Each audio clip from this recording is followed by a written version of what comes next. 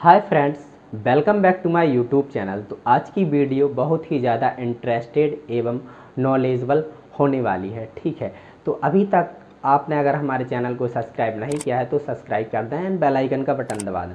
देखिए फ्रेंड्स, अभी तक आपने ईयर, स्किन और क्या देखा, आई देख ली और भी बहुत सारे ऑर्गन पढ़ चुके हैं। हम बॉडी के एक एक ऑर्गन को अच्छे से पढ़ेंगे, बट आज की इस वीडियो में हम बात करने वाले हैं डाइजेस्टिव सिस्टम की। तो देखिए फ्रेंड्स, क्या होता है कि जो ह्यूमन बॉडी है, जो हमारी बॉडी है, वो हम सुबह से लेकर सोने तक, उठने के बाद सुबह सोने तक हम अपनी बॉडी से रेगुलर वर्क करवाते रहते हैं, काम करवाते रहते हैं। एंड वो काम कैसे करते हैं, उसे ज़रूरत पड़ती है एनर्जी की, ताकत की। और वो ताकत हमें कैसे मिलती है? खाने से।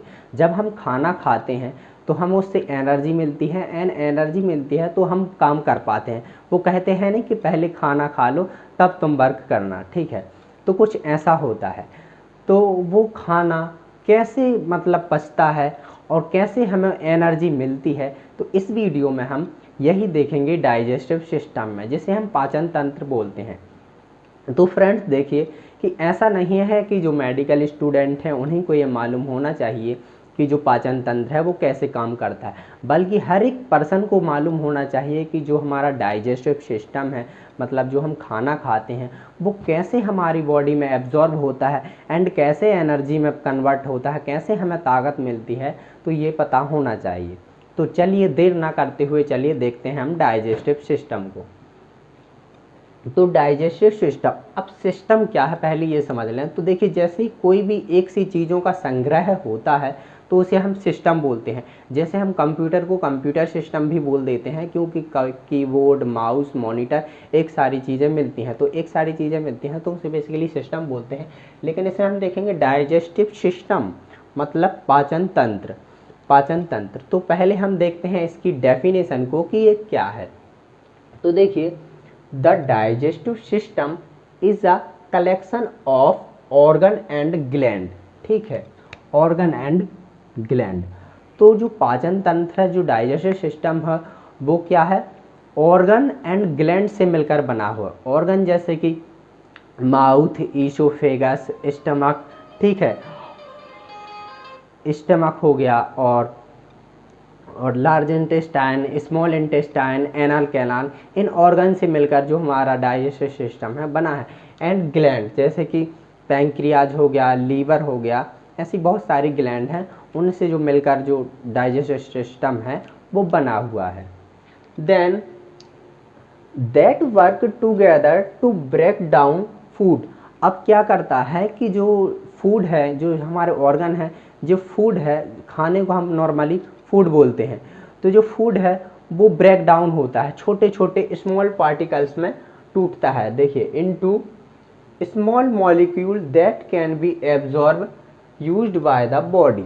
देखिए, जो हमारी बॉडीज़ के ऑर्गन हैं, ठीक है, वो क्या करते हैं कि जो खाना है, जो फूड है, उसे छोटे छोटे स्मॉल मॉलिक्यूल्स में तोड़ते हैं। ठीक है, एंड जब तो तोड़ते हैं तो फिर उसके बाद जो खाना है वो एब्जॉर्ब होता है हमारी बॉडी में।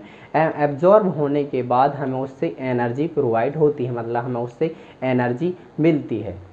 अब देखिए, ब्रेकडाउन ऑफ फूड, जो फूड का ब्रेकडाउन है, मतलब फूड कैसे छोटे छोटे टुकड़ों में बढ़ता है। तो बात करें तो जो ब्रेकडाउन वो दो प्रकार से होता है। एक होता है मैकेनिकल ब्रेकडाउन। अब मैकेनिकल ब्रेकडाउन क्या होता है कि जो डाइजेस्टिव सिस्टम के ऑर्गन हैं वो इस फूड को चबाते हैं एंड उसे छोटे छोटे मॉलिक्यूल्स में तोड़ते हैं बाय द डाइजेस्टिव सिस्टम में। जैसे कि जैसे माउथ हो गया, माउथ से हम चबाते हैं, एंड स्टमक हो गया, लार्ज इंटेस्टाइन, स्मॉल इंटेस्टाइन, ये क्या करते हैं? फूड को चबाते हैं, देन उसके बाद छोटे छोटे पार्टिकल्स में डिवाइड करते हैं। एंड होता है केमिकल ब्रेकडाउन। केमिकल ब्रेकडाउन क्या होता है कि जो ग्लैंड्स होते हैं हमारी बॉडी की, वो क्या करती हैं कि वो एंजाइम सीक्रेट करती हैं, कुछ इंपॉर्टेंट एंजाइम सीक्रेट करती हैं, तो जिससे कि जो खाना है हमारा वो डाइजेस्ट होता है। ठीक है, ब्रेकडाउन होता है। ठीक है, एंड जो एसेसरी ऑर्गन्स होते हैं उस ये भी उसमें भी आते हैं, जैसे माउथ हो गया एसेसरी ऑर्गन में, लीवर हो गया, जो मतलब हेल्प करते हैं डाइजेस्टिव सिस्टम में।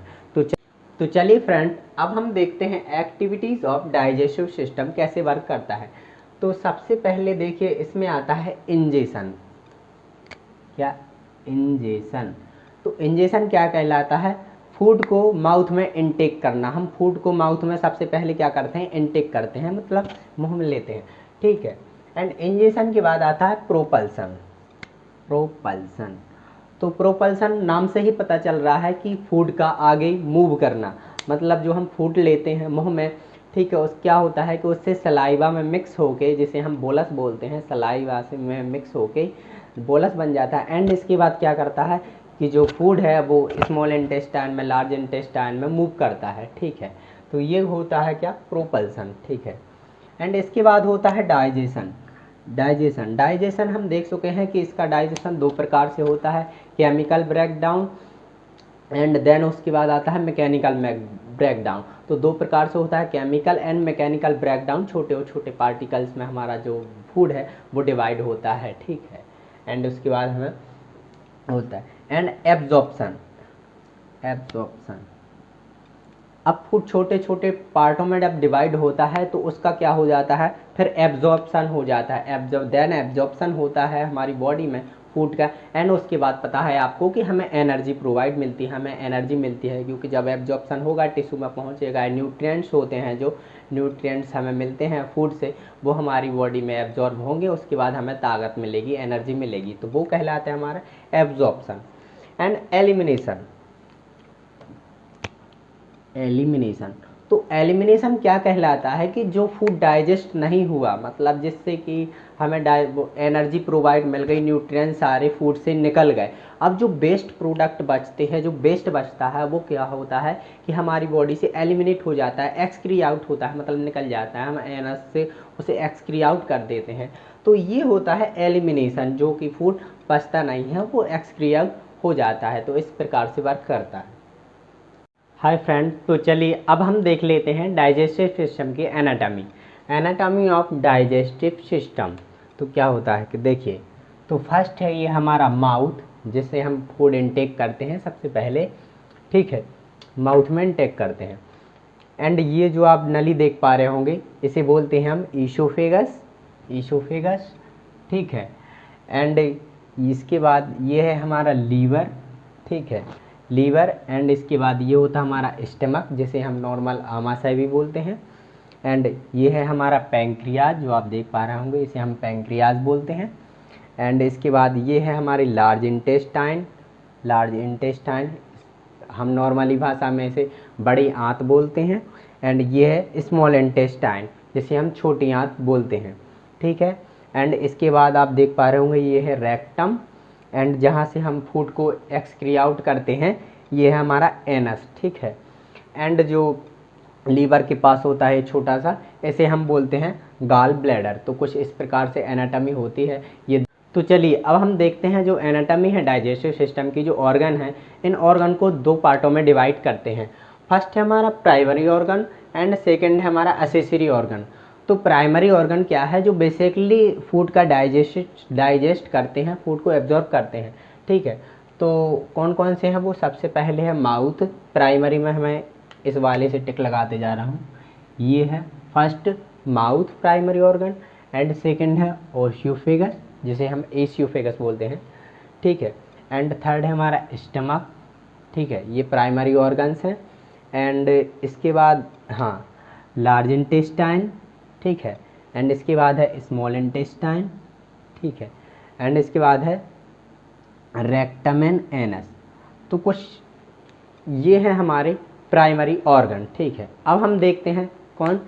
Accessory organ. एक्सेसरी ऑर्गन क्या होते हैं? जो डाइजेस्टिव जो फूड है उसे डाइजेस्ट करने में हेल्प करते हैं, ठीक है। तो इसमें क्या होता है कि माउथ में होते हैं टंग, जो कि हेल्प करते हैं फूड को, ठीक है। एंड होते हैं टीथ, जो कि फूड को चबाने में हेल्प करते हैं। एंड इसमें होती हैं सलाइवरी ग्लैंड, जिससे सलाइवा सीक्रेट होता है, जिससे फूड वॉलस में बनता है, चिकना बनता है, ठीक है। एंड इसके बाद हमारा क्या आता है एक्सेसरी में? मैं इस वाले से टिक लगा रहा हूँ, अच्छा, लाल वाले से। तो इसमें होता है टंग एंड सलाइवरी ग्लैंड, ठीक है। एंड टीथ, तीन हो गए। एंड इसके बाद है लीवर, हाँ, लीवर एक्सेसरी में। एंड पैंक्रियाज हमारा असेसरी ऑर्गन है, एंड इसके बाद गॉल ब्लैडर हमारा असेसरी ऑर्गन है, जो कि क्या है, ये ग्लैंड है जो कि क्या एंजाइम सीक्रेट करते हैं फूड को डाइजेस्ट होने में। तो ये हमारे असेसरी ऑर्गन है। Primary organ and accessory organ दो पार्टों में डिवाइड किया गया है। चलिए अब आता है डाइजेस्टिव सिस्टम का मेन काम, वीडियो का भी मेन काम क्या है। तो देखिए सबसे पहले हम फूड को इंटेक करते हैं, मतलब फूड को माउथ में लेते हैं। तो क्या होता है कि उसे हम चबाते हैं, ठीक है, चबाते हैं। एंड इसमें क्या होता है कि होती है कौन सी, सलाइवरी ग्लैंड। सलाइवरी ग्लैंड से क्या होता है कि सलाइवा सीक्रेट होता है। अब सलाइवा किसे कहते हैं, नॉर्मली हम हिंदी भाषा में उसे लार बोलते हैं, ठीक है, कि जब हमें कोई मनपसंद वस्तु हमें दिखाई देती है, कोई खाना पसंदीदार दिखाई देता है, जैसे मुझे जलेबी पसंद है, तो जलेबी देखते ही मुंह में पानी आ जाता है, उसे हमको बोलते हैं मुंह में पानी आना। तो इसे ही हम बोलते हैं सलाइवा, जिसे हम नॉर्मली भाषा में लार भी बोलते हैं। तो ये क्या करता है कि इस सलाइवा से निकलता है सलाइवरी इमाइलेज। अब सलाइवरी इमाइलेज निकलता है तो ये क्या कर देता है कि ये फूड को बना देता है चिकना, ठीक है, चिकना बना देता है कि फूड आसानी से आगे के पार्टों में, आगे के ऑर्गनों में जा सके, ठीक है। अब देखिए, अब जब फूड यहाँ से आता है, ठीक है, सलाइवरी इमाइलेज मिल गया उसमें, ठीक है, सलाइवा मिल गया फूड में। अब होता है कि यहाँ पर दो पाइप होते हैं, आपको ये ईसियोफेगस दिख रही होगी, बट ईसियोफेगस के बावजूद एक पाइप और होती है जिसे हम विंड पाइप बोलते हैं। अब विंड पाइप, इसे हम फूड पाइप भी बोलते हैं, फूड अंदर जाता है इसे हम फूड पाइप भी बोलते हैं। एंड एक होता है विंड पाइप। विंड पाइप क्या होता है कि ये जो सामने आप देख पा रहे होंगे ये है विंड पाइप। अब ये विंड पाइप क्या है कि इससे क्या होता है कि एयर अंदर जाती है। नॉर्मली हम बोलें तो हम माउथ से भी सांस ले सकते हैं, लेते हैं ना, माउथ से भी हम सांस ले सकते हैं। एंड उसके जस्ट पीछे इसके जस्ट पीछे होती है हमारी फूड पाइप, जो आप ये देख पा रहे होंगे, इसके जस्ट पीछे होती है फूड पाइप, जिससे फूड इंटर होता है आगे के पार्टों में। तो आपको ये मतलब कन्फ्यूजन होती होगी कि आखिर दो पाइप होते हैं ये और ओशियोफेगस, तो जब हम खाना खाते हैं तो आखिर ये डायरेक्ट ईसियोफेगस में ही क्यों जाता है। हो भी सकता है कि ये विंड पाइप में चला जाए, इसमें चला जाए। तो ये क्या होता है, अब एक क्वेश्चन उठना चाहिए कि आखिर जब हम खाना खाते हैं तो जब दो पाइप होते हैं, ओशियोफेगस एंड विंड पाइप, तो जो खाना है वो ओशियोफेगस में फूड पाइप में ही जाता है, क्यों जाता है। हो भी सकता है कि ये विंड पाइप में चला जाए, ठीक है, चला भी जाता है। जब छोटा पार्ट फूड का जब विंड पाइप में चला जाता है तो नॉर्मली हमें ठसका आ जाता है, बोलने लगते हैं कि कम कम खाओ, ठसका आ गया, ठसका आ जाता है। तो देखिए क्या होता है कि जो एक होता है कौन सा, एपिग्लोटिस नाम का एक छोटा सा पार्ट रहता है। वो क्या करता है कि जब हम खाना खाते हैं तो एपिग्लोटिस क्या करता है कि जो विंड पाइप है उसे बंद कर देता है। विंड पाइप को ऐसे रहता है, वो इसमें बनाने हैं स्ट्रक्चर, विंड पाइप को वो ऐसे बंद कर देता है ढक्कन की तरह, ढक्कन का वर्क करता है।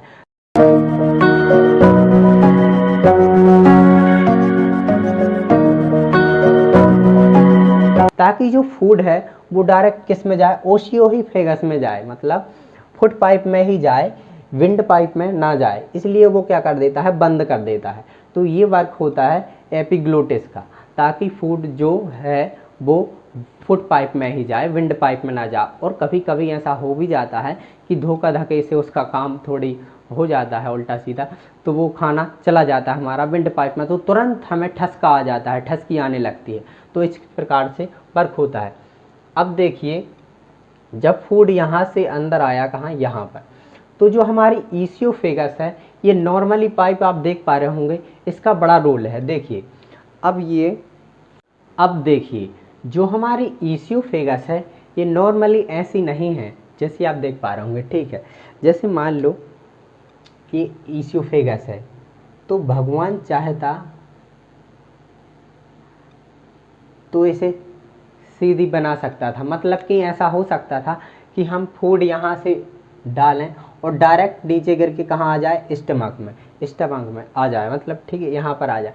तो ऐसा नहीं होता कि जो हमने खाया वो डायरेक्ट ईसियोफेगस से डायरेक्ट इसमें स्टमक में गिर जाए, मतलब सीधा ऐसे गिर जाए। कोई भी वस्तु हमने, जैसे ये पाइप है, ठीक है, यहाँ से वाटर पानी डाला या फिर कोई फूड डाला तो वो डायरेक्ट इसमें से नीचे गिर जाए, ऐसा नहीं होता है। अगर ऐसा होता कि जो ऊपर से नीचे गिरता, तो जैसे हम लेट के खाना खाते हैं तो वो तो नीचे जा ही नहीं पाता, वो तो बीच में ईसोफेगस के बीच ही में रुक जाता ना, कि जब हम खाना खाते तो डायरेक्ट अगर ऐसे गिरता, जैसे हम कोई भी वस्तु को ऐसे गिराते हैं और डायरेक्ट नीचे गिर जाती, जैसे फूड यहाँ से डायरेक्ट गिरता तो डायरेक्ट इस स्टमक में गिर जाता, तो क्या होता कि जो हम लेट कर खाना खाते हैं नहीं खा पाते, और जैसे कि उल्टे लटक कर खाते तो फूड कभी इसमें जा ही नहीं पाता। जैसे हम उल्टे लटके हैं और खाना खाते तो फूड तो जाता ही नहीं फिर स्टमक में। तो इसमें क्या होता है कि जो हमारा ईसोफेगस है, देखिए ये हमारा ईसोफेगस है, ठीक है, तो इसमें क्या होता है कि जब हम फूड खाते हैं तो देखिए जैसे कि ये फूड आ गया,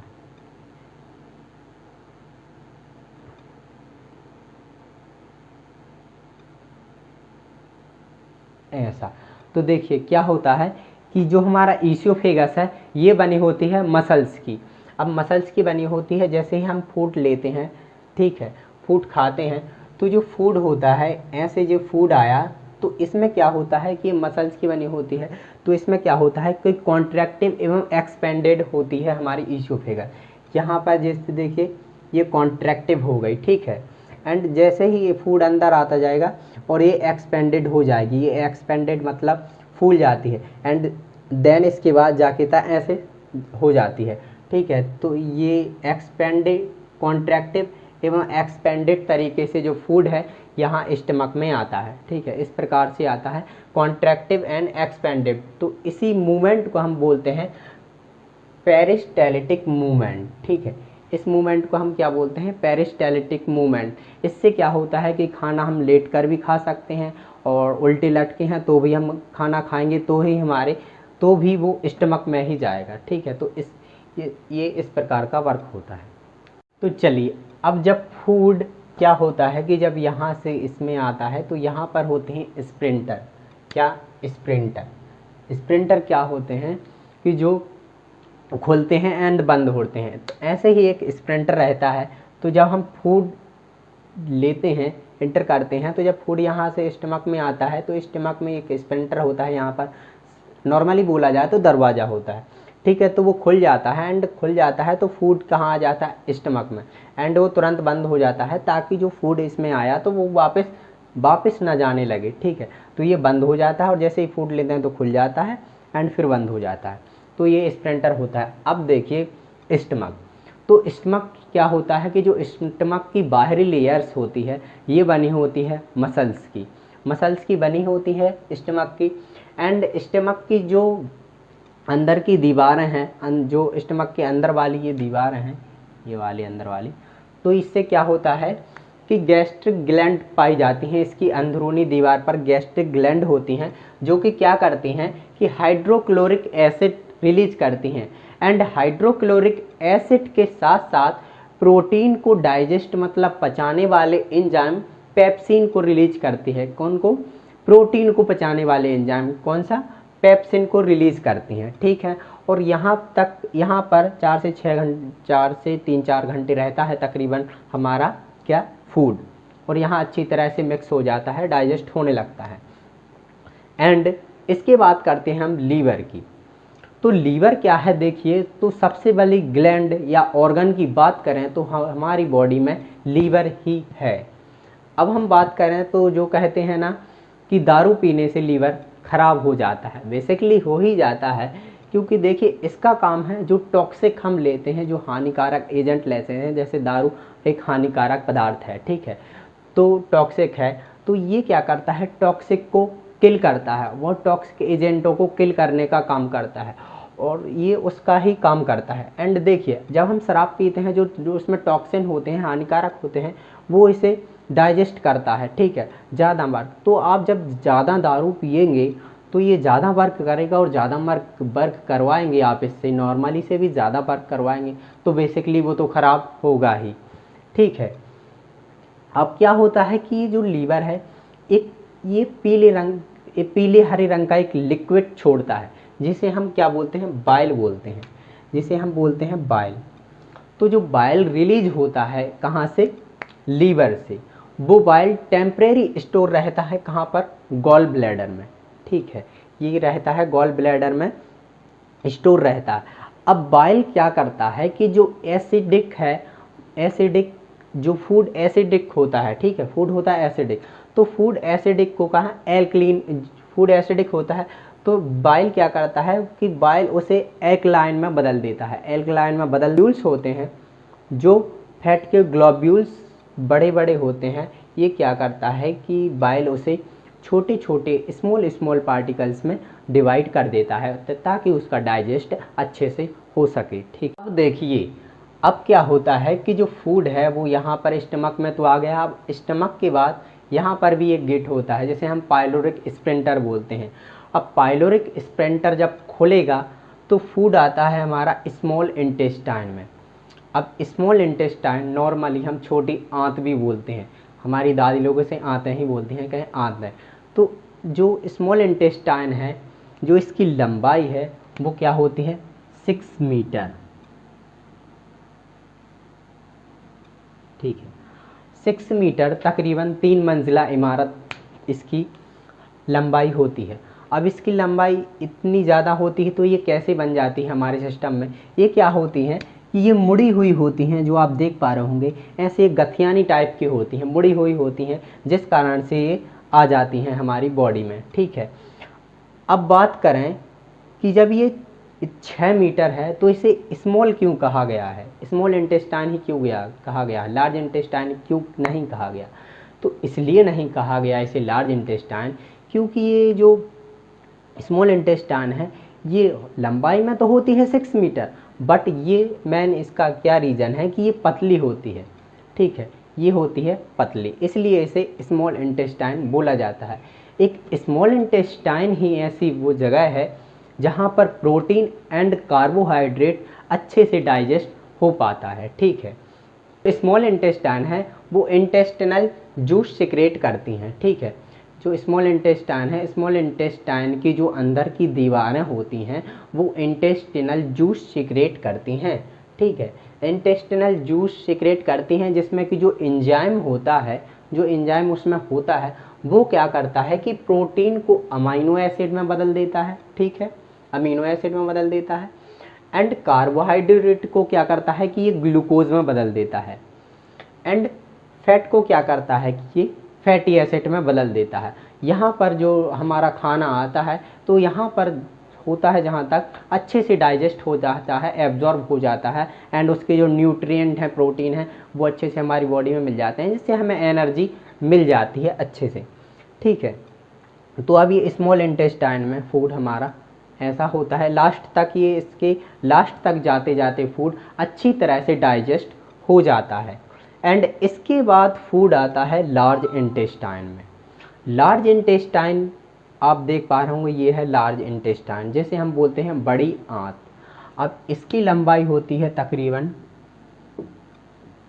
1.5 मीटर। देखिए, अब इसकी लंबाई 1.5 मीटर है और स्मॉल इंटेस्टाइन की लंबाई 6 मीटर है, फिर भी इसे स्मॉल बोला गया है, इसे लार्ज। अब इसे लार्ज क्यों बोला गया है, लार्ज इसलिए बोला गया है क्योंकि ये स्मॉल इंटेस्टाइन के मुकाबले कई गुना मोटी होती है, इसीलिए इसे लार्ज इंटेस्टाइन बोला गया है। ठीक है, तो लार्ज इंटेस्टाइन क्या करती है कि जो फूड अच्छे से डाइजेस्ट हो गया, खाना अच्छे से डाइजेस्ट हो गया, एब्जॉर्ब हो गया, अब जो वेस्ट प्रोडक्ट बचता है, जो मटेरियल बचता है, जो डाइजेस्ट नहीं हुआ है, वो क्या करता है, वो क्या होता है कि जो एनस के ज़रिए हमारी बॉडी से एक्सक्री आउट हो जाता है, मतलब निकल जाता है, हम एनस के माध्यम से उसे निकाल देते हैं। और यहाँ भी एक स्प्रिंटर होता है जो कि वॉलंटरी कंट्रोल होता है, मतलब हम जब चाहें तब इसे खोलकर लेटरिंग कर लेते हैं। ठीक है, तो ये एनस खुल जाता है, जब हम नॉर्मली लेटरिंग करते हैं तो ये एनस का पार्ट जो होता है वो खुल जाता है, एंड हम लेटरिंग पास कर देते हैं, एंड बंद होता है हमारे ही ज़रिए, वॉलंटरी कंट्रोल होता है, लेकिन यहाँ पर भी एक स्प्रिंटर ही रहता है। और हाँ, ईसोफेगस, तो ईसोफेगस की लंबाई होती है 25 सेंटीमीटर, तो ये बता नहीं पाए थे, सॉरी, इसकी लंबाई होती है 25 सेंटीमीटर। अब हम बात करें तो इससे जो सारे ऑर्गन्स हैं इन्हें हम बोलते हैं एलिमेंट्री कैनाल, ठीक है। एलिमेंट्री कैनाल, और इसकी सारे सिस्टम में जो पार्ट हैं जैसे ओशियोफेगस की लंबाई हो गई और इन सब की लंबाई हो गई, तो कुल मिलाकर इनकी लंबाई होती है कितनी, 9 मीटर।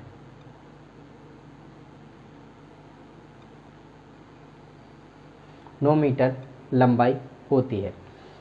अब हम एक बार ओवरव्यू देख लेते हैं, थोड़ा सा देख ही लिया हमने, बट हम देख लेते हैं। माउथ में हमने खाना खाया, सबसे पहले माउथ में चबाया, ठीक है। चबाने के बाद उसमें क्या होता है कि सलाइवरी ग्लैंड होते हैं जिससे सलाइवा सीक्रेट होता है, ठीक है। सलाइवरी ग्लैंड से सलाइवरी इमाइलेज मिलता है जिससे फूड फिर यहाँ पर आता है, कौन से, पेरिस्टालिटिक मूवमेंट से यहाँ पर अंदर आया एंड आया स्टमक में। स्टमक ने क्या करा कि गैस जूसेस छोड़े, ठीक है। और यहाँ पर 3 से 4 घंटे तक फूड को रखा, अच्छे से डाइजेस्ट हुआ, उसमें केमिकल्स मिले एंड क्या हो, डाइजेस्ट में क्या करता है कि लीवर ने भी वर्क किया, उसमें एंजाइम मिलाए एंड पैंक्रियाज ने पैंक्रियाटिक एंजाइम मिलाए, ठीक है। इसके बाद आ गया हमारा फूड कहाँ पर, स्मॉल इंटेस्टाइन में। स्मॉल इंटेस्टाइन में फूड का अच्छी तरह से डाइजेस्ट हो गया, मिल गया, एब्जॉर्ब हो गया बॉडी में।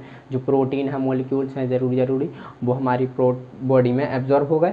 एंड इसके बाद जो फूड नहीं पचता है, जो नहीं पचा, वो क्या आ गया, लार्ज इंटेस्टाइन में आ गया। लार्ज इंटेस्टाइन में आते आते फिर वो एनल कैनाल। तो फ्रेंड्स, आपसे रिक्वेस्ट है कि अपना छोटा भाई समझकर हमारे वीडियो को like and subscribe and share ज़रूर करें, क्योंकि एक वीडियो बनाने में बहुत सारा टाइम लग जाता है एंड मेहनत भी बहुत लगती है। तो आपके लिए मैं बहुत मेहनत करता हूँ, तो प्लीज़ हमारे चैनल को सब्सक्राइब ज़रूर करें एंड शेयर भी ज़रूर करें। Thank you.